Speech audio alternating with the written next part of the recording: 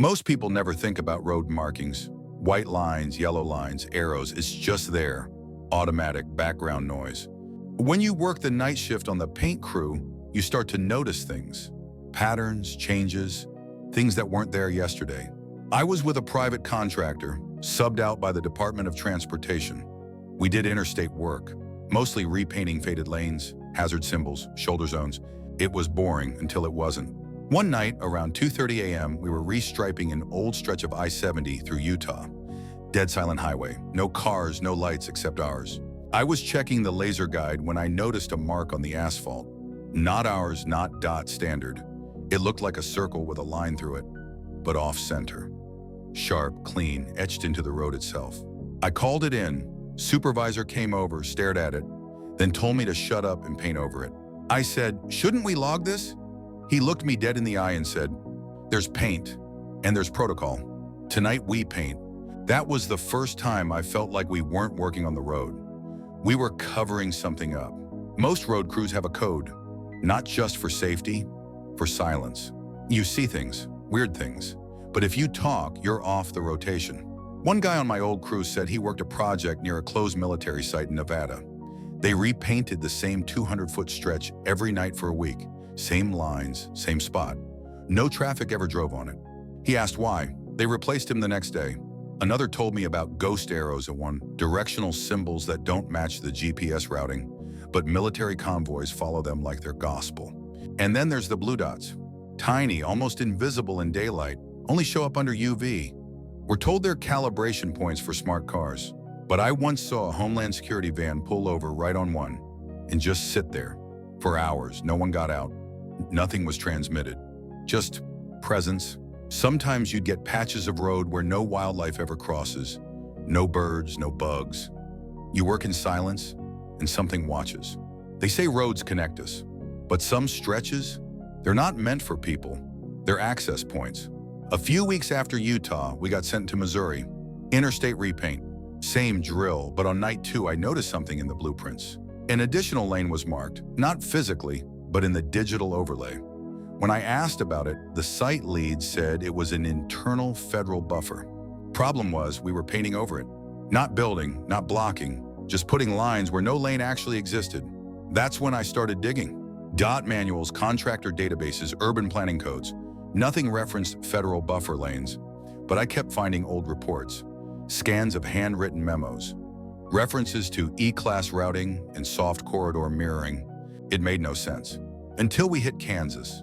We were assigned a stretch of highway near a closed way station.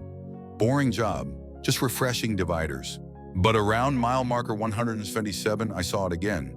That same off-center circle, fresh, embedded. This time it wasn't alone. There were 6 of them, each one precisely 23.6 meters apart.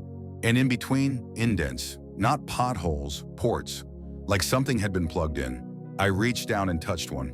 My radio clicked on, by itself, just static. Then a voice, "Step away, not yours." I froze, crew was still working. No one had said anything. But the voice, low, slow, definitely human, sounded like it was inside my head. I asked my coworker if he heard it. He didn't, but he stared at me like he knew something. That night, he left me a note. The road isn't built for everyone, it's built for them. You saw too much. Either stop looking or learn how to disappear. I didn't sleep that night. Didn't show up the next shift, but it was too late. Next morning, I got a call. Unknown number, robotic voice. GPS has been recalibrated. Travel only on marked lanes, avoid divergences. No idea what it meant. Then I noticed my phone's map app showed a new route between cities that didn't exist. I followed one just to see. It led me into a desert service road and stopped. No signal, no towers, but there was something in the dirt. Another off-center circle, this one with a triangle inside. Faded tire tracks, heavy tread, unfamiliar pattern. I turned around and got out fast. But after that, I was never the same. I'd look at roads and see layers, ghost markings, odd reflections, lines that didn't match any known direction but looked intentional. One night, I saw a Department of Transportation truck parked under a bridge. No lights, 3 men inside, all wearing the same white gloves. One of them looked up at me and smiled, like he'd been expecting me. I drove off, fast. But when I got home, I found a stencil of that same off-center circle, only this time, it was burned into the paper. I tried to forget. I switched jobs, went into warehouse work, left road work behind. But the lines didn't leave me. I started noticing them in city intersections, on runways, even inside parking garages, painted faintly near exit ramps. They were everywhere, just hidden in plain sight. I contacted a retired DOT planner, emailed him anonymously. He replied, "If you're asking, you already know too much, but here's a gift." Attached was a scan, an old document, grainy but clear. Project Sightline classified. Scope: Road Integrated Routing System for Asset Mobilization under Blackout Scenarios. Key term: symbol-based locational sync for off-grid infrastructure. I don't know what that means exactly, but I know it's still active. Because last month I saw a convoy of black SUVs on a closed stretch of highway. They weren't in any database, no plates, and when they drove over a cluster of marks, the lights inside their cabins went out and didn't come back on. Then they turned onto an exit that doesn't exist on maps. Gone. I tried to tell people, but who would believe me? So I started marking things, photographing, tracking patterns, and that's when I started being followed. They say roads are public, built with taxpayer money, mapped, measured, monitored. But some roads are invitations, some are instruments, and some are portals.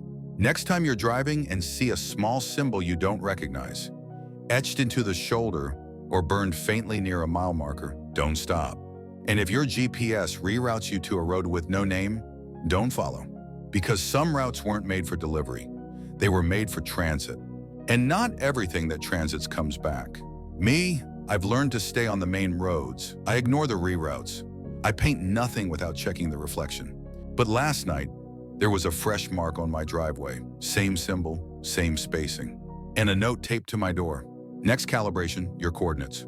If this story made you hesitate next time you drive at night, like this video, subscribe to the channel. We track the stories written where no ink survives. And if you missed the story of what's buried inside the federal archives, watch this. He found a file with no author and one sentence that changed everything. Because some documents explain too much and some roads don't need directions.